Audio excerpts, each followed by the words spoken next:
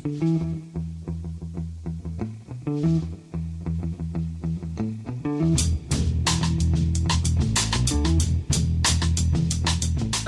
and welcome to The Price of Football, the show that looks at the money behind the beautiful game with me, Kevin Day, and Liverpool University's Kieran Maguire. It's Newsday, Kieran. But the first bit of news I want to know is, where are you? I'm in Liverpool. I'm in my little office, keeping myself to myself. Although I'm staying in an Alfred Hitchcock themed hotel, and which is great. I mean, and I appear to be the only person there. And each of the rooms is themed after a different Alfred Hitchcock movie. So we've got Psycho and The Birds, and I'm currently staying in the Vertigo room, which when you're on the fourth floor is a bit of a strange thing to do. Who is it who books in for the Psycho? Can I have the Psycho suite, please? it shouldn't have a fourth floor. It should be a motel. I can obviously I can see you, Kieran, because I'm not entirely sure I approve of this filming business to put out on YouTube. It's and also I haven't had the heart to tell Ali, because it would immediately lead into one of her manic cleaning sessions that go on about once a week anyway. And we've only just been through one. I have this theory, Kieran, it's probably a very male theory, that the house should look clean, but it shouldn't look like it's just been cleaned. I think that's a fair assessment. Yeah. So anyway, here we are, Kieran. It's Newsday. First of all, I think we should say happy birthday to Jim Ratcliffe. It's been his birthday this week. He might spoil himself with a couple of tickets to our live show in Salford on Sunday night, Kieran, at the Lowry. There's only a couple left. He might get them. But just a quick catch-up for Man United, and obviously we'll be talking about that story in some detail, I would think, on Sunday night in our live show. But reports coming through this morning and yesterday that once he has taken control of 25% of the club, he wants to take control of team affairs, and he wants to make rebuilding Old Trafford his first priority. Talks of a 90,000 seat stadium. Yes, it's all a bit strange. There is a board meeting at Old Trafford scheduled for Thursday, so the day that this show goes out, where the tentative proposals will be discussed. Now, the latest that we're seeing is that they don't think there will be full agreement. So it will be a case of, yet again, something to do with the Glazers being pushed back. But so Jim's offer appears to be, and we have to be a little bit cautious with regards to this, is that he's willing to pay about £1.3 billion, for which he's going to get 25% of the shares. Now, I'm not sure whether that's 25% of the Glazers' shares, or it could be 25%, including some of the shares owned by what's referred to as the B shareholders. So that looks quite complicated, and is there to prevent some form of legal claim. But in return for that, it's going to cost him $1.3 billion. In return for that, he says, I want to run the football club. That's going to be my particular sandpit, and I'll leave the commercial side of things perhaps to the Glazers, which seems okay-ish. Presumably the Glazers would have to agree to vote in accordance with Sir Jim's wishes when it comes to footballing decisions. But where does that leave things such as the playing budget? Because if Jim Ratcliffe wants to increase the playing budget, then you've got to get the money from somewhere. Now, if he says, well, that money should come from the shareholders, you can see the Glazers, who, let's face it, have never put a penny into Manchester United. You can't see them going along with that. It doesn't mean increased borrowing. That could upset the Manchester United fans.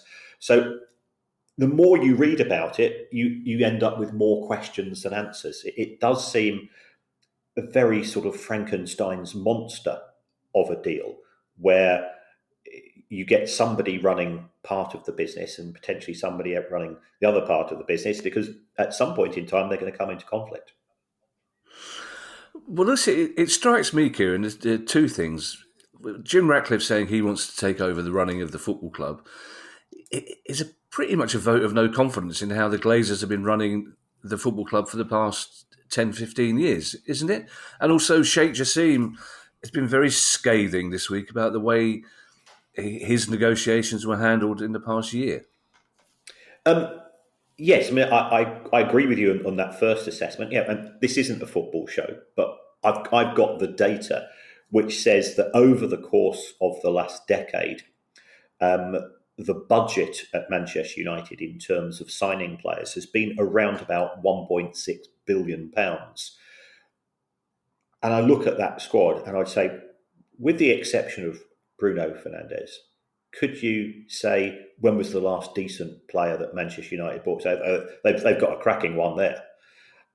So that's sort of looking at it from a football point of view. So somebody ultimately has got to take responsibility for that. Now, I think it could equally be argued that the Glazers themselves don't know one end of a footballer from another. So why blame them? Well, they appoint the people who do choose who's going to be recruited. So that's where that level of criticism comes from. It looks as if Sir Jim will be using people like Dave Brailsford on the footballing side of things. Dave Brailsford, very, very smart guy. Again, his footballing background isn't necessarily brilliant, but it doesn't have to be if he knows how to look for the right metrics. So that is a genuine cause for concern. I like the idea, Kieran, that the bare minimum you need to know is which way up a footballer is. You need to know one end of a footballer from another. That's basically the recruitment thing. You get Harry Maguire to stand on his head, and if they can't tell which way up he is, they're out. And we've got a couple of big stories about the construction industry coming up, Kieran, but we've also got a couple of stories about broadcasting rights. And just randomly, I thought we'd start in France, Kieran, because it always amuses me to hear your French accent. And then to hear you apologise to your French teacher, even at this distance. So we're going to start in France, and there's an issue with the rights to Ligue 1. There are indeed, and yes, apologies to Mr. Andrew, who was a very good French teacher. I was not a particularly gifted pupil. And I always had a bit of a chip on my shoulder growing up in Brighton in the 1970s, because we used to have a very large number of language schools. And therefore, every summer there would be French, Dutch, Spanish, Italian teenage youths come across. And as you can imagine, their level of sophistication and all round attractiveness somewhat surpassed me in my Brutus gold jeans and tank top, which meant that there were many fallow periods of my life. Of which I decided to, in true Brexiteer style, I decided to blame on the bloody French. Of course, you didn't even have a freet on your shoulder, Kieran. You stuck with a good old fashioned chip. If you tried a freet on your shoulder, it's really annoying. So I know the French word for shoulder, but I momentarily forgot it in my excitement of doing a terrible freet chip pun. But really, putting aside, and there's nothing worse. There was a language school in Croydon. Even these French teenagers made flares look cool. It's infuriating, really annoying. Anyway, but back to Ligue 1, Kieran. Yes, the value of the French football rights is around about 1/4 of those of the Premier League, and around about half of those of Italy, Spain, and Germany. So the president has sort of made it his thing to try to address that, and was very bullish. And the domestic rights were going up for sale for the period 2024 to 2029. That they set a reserve price, and that's not been reached. So they're not even hit the minimum level. At present, the rights are broadly split between beIN Sports and DAZN. I think, like many football authorities, there is a belief that the likes of Facebook, Apple TV, Amazon, and so on have got unlimited checkbooks, and they are desperate to get a bigger footprint as far as football rights are concerned. But my understanding is that is not the case, and what the broadcasters are looking for is value, and they don't see value in French football. And the reason for that is we know who's going to win the league. We know who probably is going to win the cup. Remember, they've lost Neymar, they've lost Messi, so two of the superstars have gone. Yes, they've still got Mbappe at PSG, but it's not a particularly attractive league in terms of viewing figures, and therefore the broadcasters have said we're not going to pay you the 700 million per season that they're looking for. I know this is an unlikely scenario, Kieran, and we'll be looking at UK broadcasting rights shortly, but were Manchester City to win the title for the next 10 seasons, would that have a negative effect on the broadcasting rights for the English League? It depends, to give a silver-tongued answer. I just stopped you there, Kieran. That became the catchphrase on our marathon march on Saturday for an hour of real hilarity. And it's amazing what you laugh at when you're semi-exhausted. But for an hour, the answer to every question that we gave each other was "it depends," in your accent. Well, the reason why it depends is that if we take a look, Manchester City have won the Premier League 4 years out of the last 5 and so on. On a couple of those occasions, it has gone to the very last match of the season, and there have been occasions. When Villa were winning at the Etihad a couple of seasons ago, and it looked like Liverpool were going to win, and then City came back and they scored those 3 goals. So if it is exciting, if it's going to the last match, then I don't see that being a problem, because what people want is tension, jeopardy, uncertainty. If Manchester City are going to effectively have the Premier League tied up by February, then for season after season, then there's going to be an issue. Now, that wasn't the case last season, because Arsenal were in a commanding lead and City clawed that back, and that led to excitement. I think there's genuine excitement at the other end of the table as well, which doesn't exist to the same degree in France, because the Championship is, I think, the 5th most popular division in European football in terms of attendances. So there's a degree of excitement there as well. There is a potential risk if it becomes a procession. If they're walking away with the title, then it will become more difficult for the Premier League. But what the Premier League has been very successful at doing is building up a global following, and I think some of the overseas fans tend to be slightly more relaxed with regards to things. If they're overseas Manchester City fans, they just want to go and see their team win.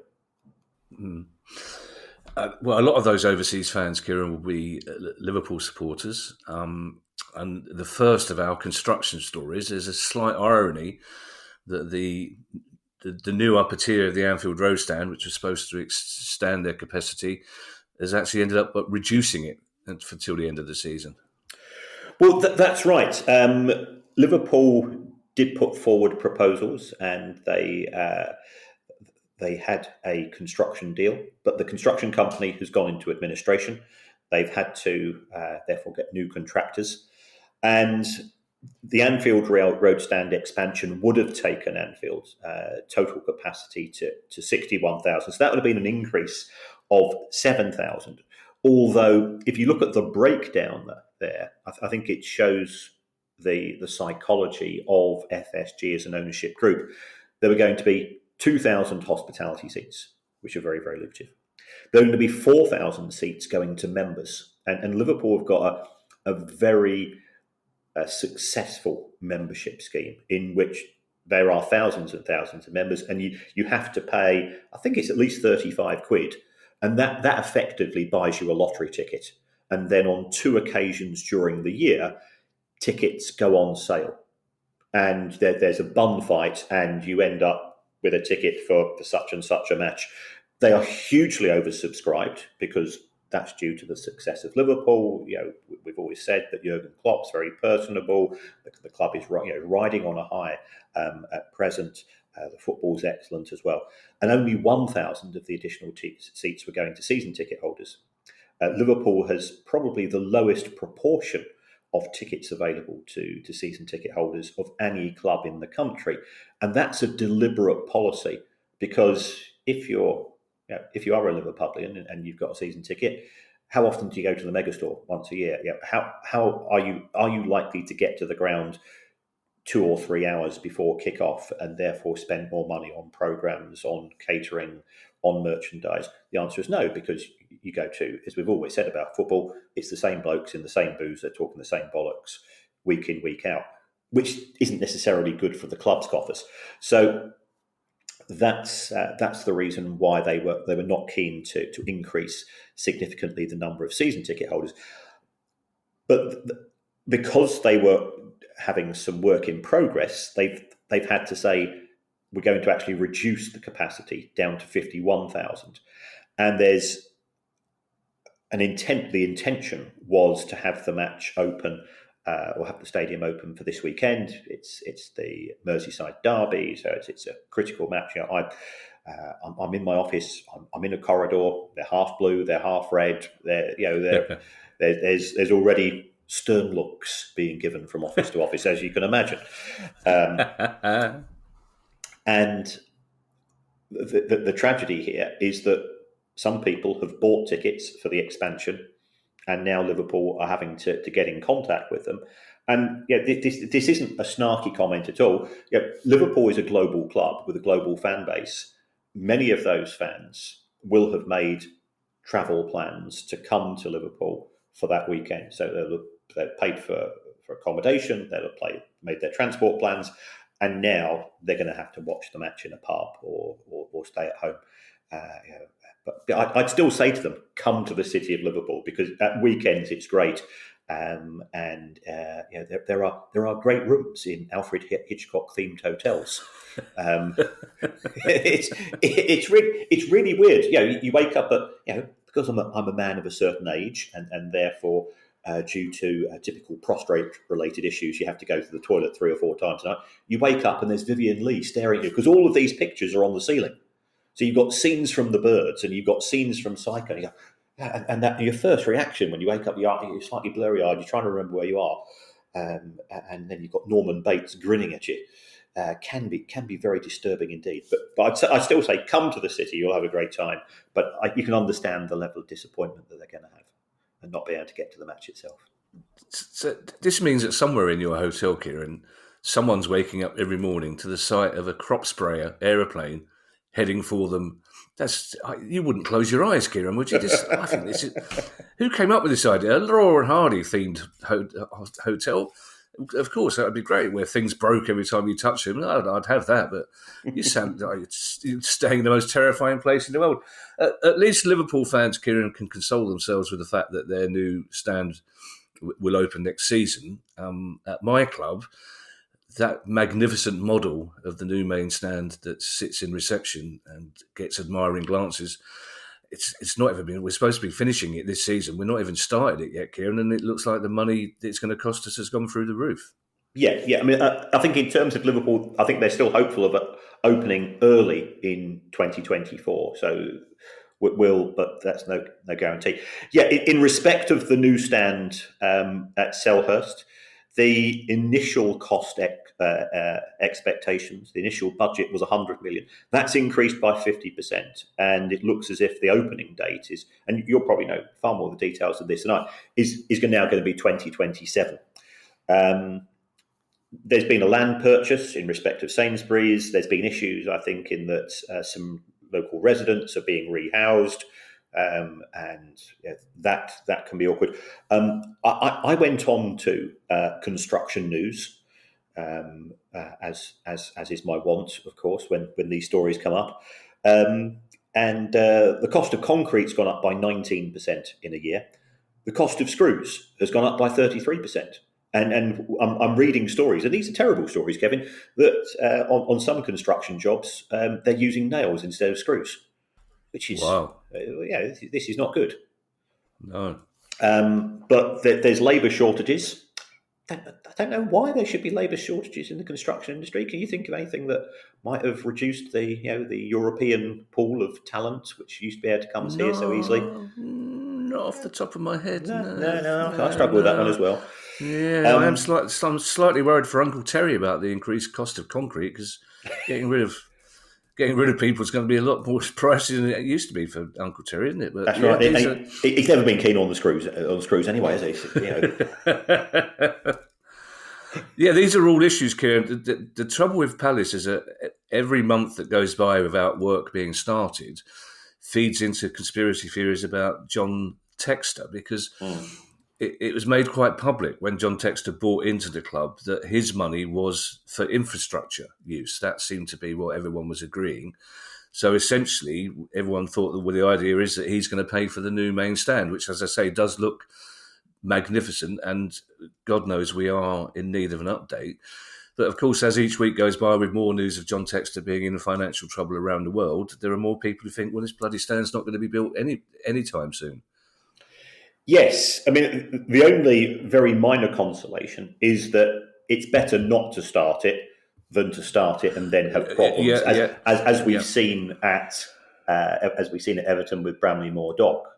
I think there has been periods of time when Lang O'Rourke could be saying, we don't appear to have been paid for the work that we done last month as quickly as we'd hoped. And clearly, they do have construction companies can play the awkward card. And so that's the only positive I think I can glean from this.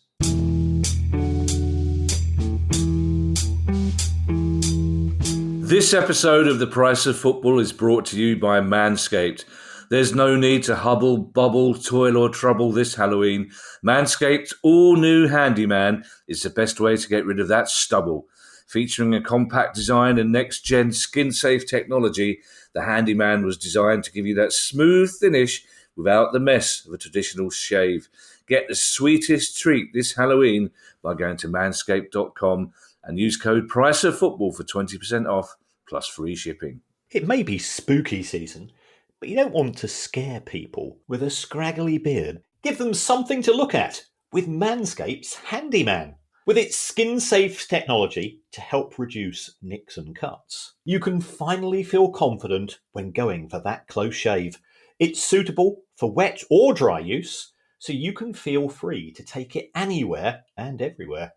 The compact design and airplane friendliness make this the perfect travel tool for on the go. And being able to shave up to 3 days growth without the mess of a wet shave is priceless. So for all treat, no trick this Halloween, get 20% off and free shipping with the code PRICEOFFOOTBALL at manscaped.com. That's 20% off with free shipping at manscaped.com and use the code PRICEOFFOOTBALL. For a look as sweet as candy, get yourself the Handyman from Manscaped.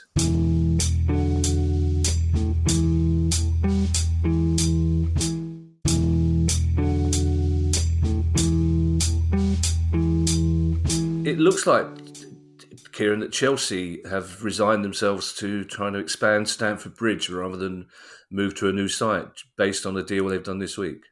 Yeah, they've done a deal with an organisation which sort of looks after veterans, and this is to buy 1.2 acres of land for £80 million. Now that's just the land. Yeah, it's an incredible price. I think it's indicative of the location of Stamford Bridge. And they won't have possession in respect of that until 2025. So we're looking at a fairly big and long project. In terms of staying at Stamford Bridge, I think to a certain extent, Chelsea are keeping all options open. There is still a view taken by some people at the club that it's going to be such a complex job expanding the stadium. And also there's going to be a very high probability of resistance from local residents. And if you are a local resident to Stamford Bridge, the chances are you are a successful individual because property prices there are probably the high, pretty close to the highest in the country. And therefore you're going to be well connected legally, and you can see a lot of obstacles being put in the way.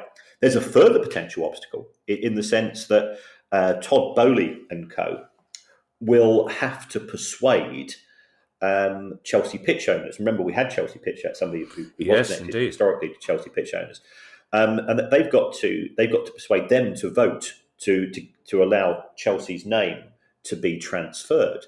And effectively for the club to move. So there are a lot of moving parts here.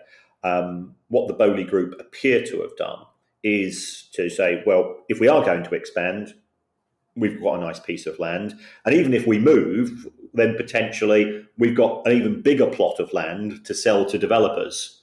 So they're keeping all options open.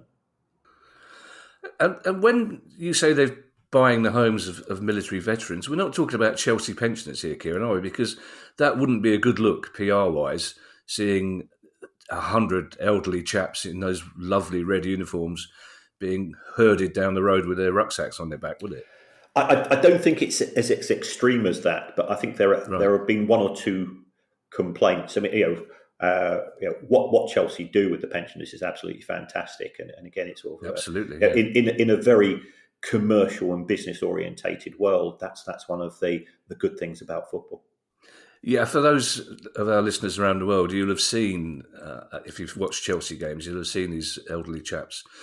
I think you had to reach the rank of sergeant. I believe you had to have a certain amount of time, but you get, if you do, you apply, you get to live in the Royal Military Hospital, which if you're visiting London is a remarkable building.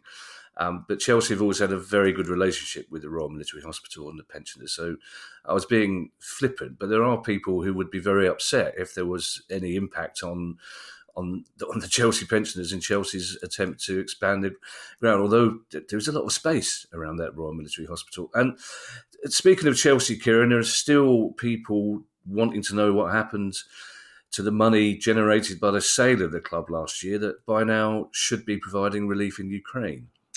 Yes, and it's not. The £2.5 billion. I know some people are saying wasn't the price paid by the Boehly Group £4.25 billion, but what the Boehly Group did was that they committed themselves to paying £1.75 billion in players, I think over 10 years, although they appear to have done most of that in 12 months. On top of the buying price. So the sale price of the club that was agreed was 2.5 billion sterling.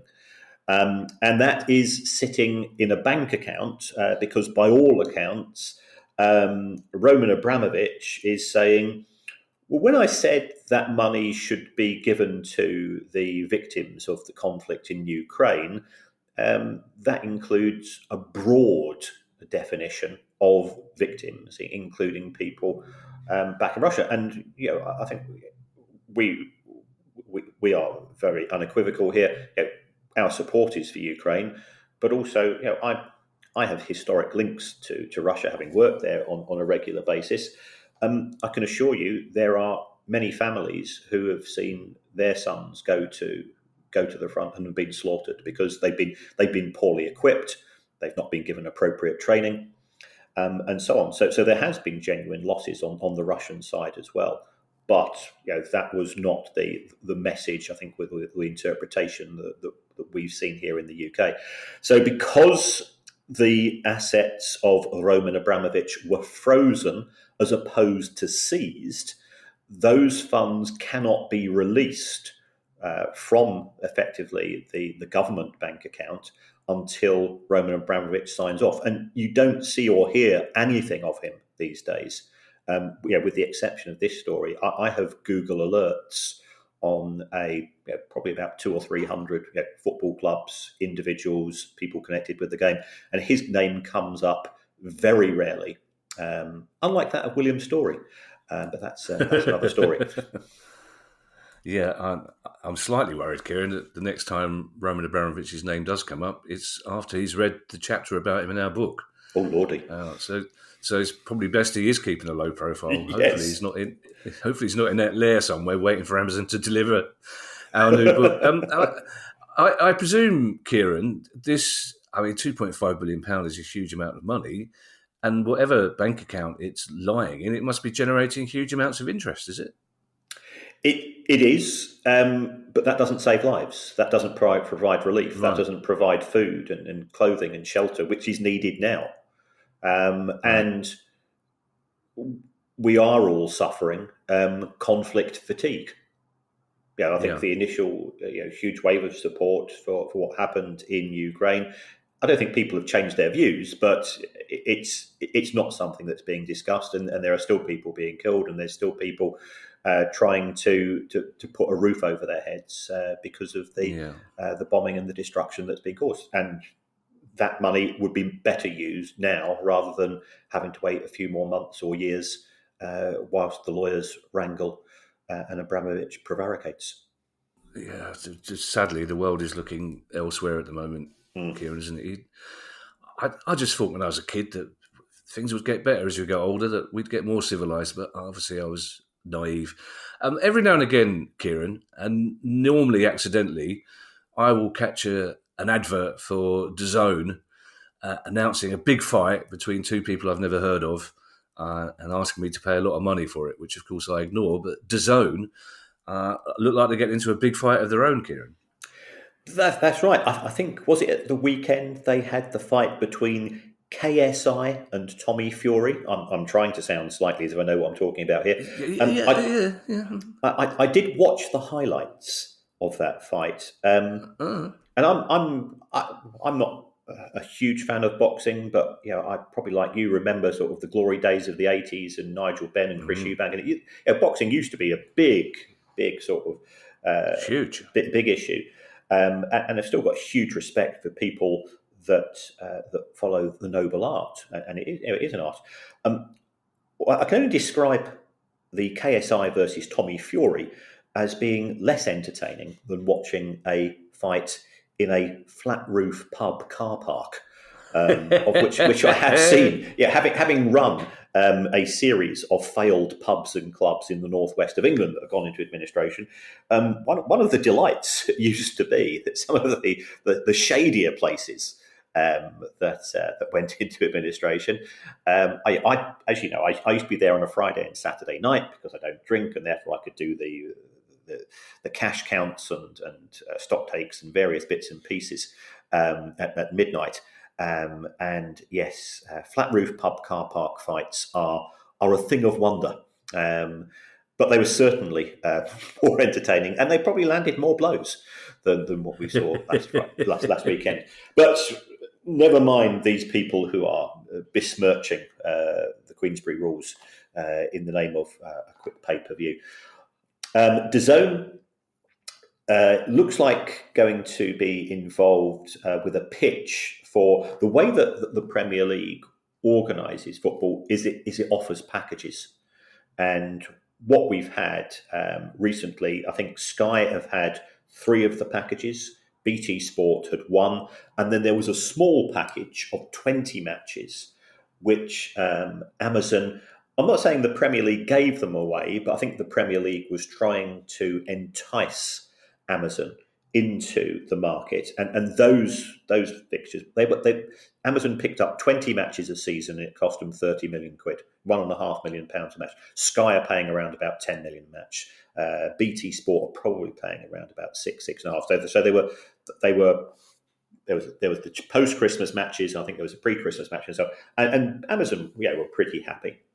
It looks as if that 20 match package is now going to be extended to 50 matches. And the way that the Premier League's intending to do that is that you've got 3 or 4 clubs each weekend on a regular basis are playing matches on Sundays because they're playing in the Europa League or the Europa Conference. And those matches are not being shown on live TV. Clearly, they're not an issue as far as the 3 p.m. blackout is concerned. So people are saying, well, I want to watch Villa or Brighton or West Ham, wherever it's going, and I can't do so. So there's a way of bundling those up and making them more interesting. So that 20 match package, I think, will still go ahead. And added to that will be an extended number of Sunday matches. And the Premier League is hoping to go from £30 million a season to 300. That money will flow through to the clubs. potentially that some of that money will also flow through to clubs in the EFL if the new deal, which I think is we'll talk about in another show, if that goes ahead as well. So we've flatlined in terms of the last couple of domestic TV deals, and the Premier League's response is let's sell a bit more of what we've got to offer, and hope, from their point of view, they hope to get a return on that in terms of finances. Well, interestingly, Kieran, some newspapers, the London Evening Standard in particular, are predicting that DAZN will actually beat Amazon for the rights to these games. Well, it could be so. I mean, DAZN is very much a sports broadcaster, whereas Amazon has many fingers in many pies. And sports broadcasting is something that they've looked at. They were quite happy to have sort of some pre-Christmas matches because that tied into people buying gifts and so on from Amazon. They were quite happy to have matches just after Christmas as well because, again, they tended to have a big sale. Whether they've had a return on that investment, only they will know. They certainly have the resources to do it. Whether they feel that it's worth it is another matter, because it costs you £30 a month if you want a deal with TNT, which is formerly BT Sport. It costs you probably more than that if you want Sky Sports. Amazon Prime is I think it's around about a tenner a month, but you're getting all of the TV and the other benefits of Amazon Prime. Do they want to bundle football in with that? If so, how do the numbers look in terms of, are they getting the money back from buying the TV right? So I think DAZN certainly, if it wants to expand its footprint in the UK, that's something worth considering. But then you've got how many subscriptions do people want? And you look at your bank account, you look at these number of direct debits going each month, and then people start to go, well, this is costing me a lot of money. A long time ago, Kieran, a very long time ago, in the first flush of my broadcasting career, I was punched by Barry McGuigan. Really? The BBC had an idea for a sports show hosted by me, Barry McGuigan, and Tommy Docherty. Wow. And we did a pilot, and the producer said, well, it would be quite funny to illustrate how hard Barry McGuigan can punch by him hitting Kevin. I disagreed with that. Did Barry McGuigan? Barry McGuigan firmly disagreed, because I think he had thoughts of going to prison for knocking me out. Yes. But we eventually compromised where Barry McGuigan promised to do the lightest of punches on my arm. I had to lie down for an hour. I mean, I died. Most boxers you meet are really decent. David Hay accepted, who's not, are really nice, decent people, because they have respect for themselves and they know they can beat everybody up. But I've never felt so much pain. Unfortunately, the pilot wasn't a success because my mum got Tommy Docherty pissed before we started. She didn't know much about football, my mum, but she knew she fancied Tommy Docherty. We were literally on the floor waiting to go. Where's Tommy? Don't know. And I looked in the audience where my dad was, and I suddenly realised what I said. And I shouted up to Dad, "Where's Mum?" And he said, "I think she's with Tommy Docherty." So they sent somebody up to the canteen. We had to wait an hour to sober him up, which was great because my arm was still hurting. But what might have been, Kieran? Now we're going to finish in Scotland, Kieran. But before, we've got a slight detour to Italy and Juventus looking to raise some money. Yes, Juventus published their accounts last week, and they said, "Oh, we've done really well. We've just lost 120 million euros in a year." And you go, "Well, hold on. That's a lot of money." Okay, yeah, but it's half of what we lost the previous year. That's good. So, but it's still an awful. So, for the third time since 2019, they're going to have to go cap in hand because the banks won't lend them money. The banks aren't interested in lending money to football clubs. They're having to go to shareholders to dig them out, and it looks like it's going to be a further 200 million euro that's going to have to come from the pockets of the shareholders. And we often have this debate about, we are huge admirers of German football, and I've just been applying for tickets for the Euros for next summer because I love going to Germany to watch football. Yeah. And the romance of the 50+1 rule. But one of the downsides of having sort of share-owned or fan-owned clubs is what happens if you do lose £120 million and you do need 200 million. If you've got lots of individual shareholders who are fans, they go, well, don't expect us to cough up. We're struggling to go and pay the gas bill. So Juventus have sort of corporate shareholders, and it looks like they're going to have to go and find another 200 million. But you think of Juventus again, certainly one of the top 10 football giants in the world in terms of fan base, history, heritage, and so on. And if clubs like these can't make money, it really does beg the question: has football just tied itself in knots over the years with a complete inability to control costs, and it's eating itself? And this is why Juventus were so keen on Super League, because there would have been a really severe wage cap. You weren't allowed to transfer players from one Super League club to another, so that restricted the ability of players to move. And it would have been far better for the owners. The owners would have made an awful lot of hay.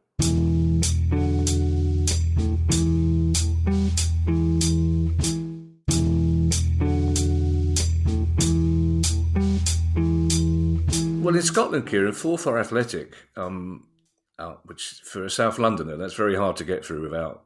I'm trying not to say Forfar Athletic.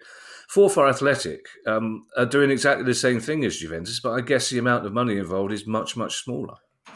Yes, Forfar Athletic have they're not breaking even, but they have this strategy, and you got to admire it, is of little and often. So for 8 times in a year, 8 times over the last 12 months, they've gone to the shareholders and said, we need a few grand. So this time it's just £3,000. It tends to be every sort of 6-8 weeks or whatever it's going to be. And you've got to admire the people who love Forfar Athletic, because they know they're never going to get that money back. And okay, we're not talking huge sums of money, but then given the nature of the fan base, they do have restricted resources themselves. So they've put in £3,000. I think over the past sort of 12 months, we're probably talking about 40 or 50 grand. And it's great for the community, and it's great for the town, and fair play to them, because they're not going to get their money back in all probability. And it shows the affection that some people have with their local football club. Despite the scale, Kieran, of the money involved, does it work in exactly the same way as Juventus? Then do they just issue new shares and ask people to buy them, or do they go to the same people and just say, we need a bit of cash and we'll give you some shares in return? And so those people who invest in Juventus, for example, or buy these new shares, will they be looking to get their money back? Not really. I mean, unless Juventus is sold to a Middle Eastern consortium, in which case, that's when you get to sell the shares. What tends to happen is that a board meeting will take place, and at that board meeting, they'll look at the budget and they'll say, look, we're going to struggle to go and pay this bill, that bill, whatever it's going to be. We've instigated some cost-cutting measures, but even so, we think we're going to have a cash challenge. And the banks won't lend to us, so therefore the only other source is to go to the shareholders, effectively cap in hand, and say, we want to issue shares, please will you buy them, and keep your fingers crossed. Well, it begs the question then, Kieran, why more clubs don't do that, because our last story takes us to Falkirk, and a huge loss this season, so why don't they do the same thing? Well, they have done. They've right, okay. So Falkirk have just announced their accounts. They're one of the first clubs to break. And what we have seen as far as Scottish football is concerned is the vast majority of clubs do try to operate on a break-even basis. Sometimes they'll get things wrong. I was contacted by one of our mutual friends the other day about a club who's non-league, who had budgeted to get to the first round of the FA Cup and the money that would bring, and then they got knocked out in the first qualifying or second qualifying round, and they've now got problems. So it can be an issue. So Falkirk lost 100 grand. Yeah, that by Scottish lower league standards is a challenging amount. And again, they've had to go to the owners. I think there's been sort of more money coming in the form of, you can get owner loans which have to be repaid, or you can go issue shares which don't have to be repaid. So I think they'll probably have to go down the borrowing route and hope that they can turn things around and sell a player or two in due course. Thank you to everyone who's donated to the pod via our Patreon page. If you'd like to make a small monthly contribution to the pod as well, that would be very kind of you, but it also gets you access to our chat community and our regular quizzes, and you can do that by going to patreon.com/priceoffootball. Our next live Discord session will take place this coming Monday, the 23rd of October at 7 p.m. So if you'd like to chat to me, Kieran, producer Guy, and our other ultras, sign up now at Patreon. We'd love to see you there. If you have a question you'd like answered on the show, email us at questions@priceoffootball.com, and we will do our best to answer it. The 2 Price of Football live shows are looming, I tell you. We'll be at the Lowry Theatre in Salford this Sunday, October the 22nd. There are still 1 or 2 tickets left for that. So you can get them through the venue or by going to priceoffootball.com. And if you want to come to the Royal Yacht on Jersey on November the 7th, you can do the same thing. Our new book, Unfit and Improper Persons, is actually out now. We're very excited. You can buy it at all good bookshops, and as I'm legally obliged to say, some rubbish bookshops as well. And if you'd like, don't worry about the quality of the bookshop, just buy the book. And if you'd like to buy one of our other books or get yourself a Price of Football t-shirt, you can find details on our website at priceoffootball.com. We'll be back on Monday with our next questions pod. In the meantime, I shall hand you over to Mr. Kieran Maguire for his customary farewell. Well, thank you everybody for all the support of the show. And I have to put a correction out on something that I said on the Sunday show. Lord. I was contacted by the secret perimeter advertiser. We haven't got room for another one. Who said to me, Kieran, you've made an error. And I think I'd said on Sunday that the Premier League has central perimeter advertising rights, and I stand corrected. It is the clubs actually organise all of those and keep all of the money. So thank you for putting us right. So we're always, we're always sensible enough to acknowledge that we don't get things right, and I'd misinterpreted something on the Premier League handbook. There's a variety of ways you can support the show, and we are really looking forward to seeing people at Salford Lowry. We're playing on the same night as Europe. If you, we were going to, in fact, we could have a final countdown, can't we, to our wrong uns top 5. I'm sure that'd be, and it'd be really weird because we'll be doing. I'm sure we'll manage to hear the strains of the Swedish rockers from elsewhere in the venue, whilst we're wittering on. And Chloe from Manchester United has confirmed that she's really looking forward to coming on stage and telling us tales of daring do and why she hates extra time and the worst airlines to get your charter flight from and so on, no doubt. But you can give us a review. In fact, you can give us a review for the book. We've had a couple of reviews and they've been very nice, which is really kind on Amazon and so on. But if you want to give us a review for the podcast, it helps us in the charts. We're regularly in the top 30 of the sports charts, which we're dead chuffed about. Doesn't matter what you say. You could even say, if you want something a bit more different, you could even say you'd like to see the show presented by Liam Neeson and Dolly Parton. And I think that would be a great show. Wow. Yeah, well, yeah. Oh, that would be. That's you've sidelined. No, not sidelined. You blindsided me with that one, Kieran. That's a cracker. That's that one I genuinely would like to listen to. Apparently, they're both really nice. Everyone I know tells me that both Liam Neeson and Dolly Parton are delightful people. So that's a nice positive note to end on, isn't it, Kieran? Bye, everyone. Bye. The Price of Football.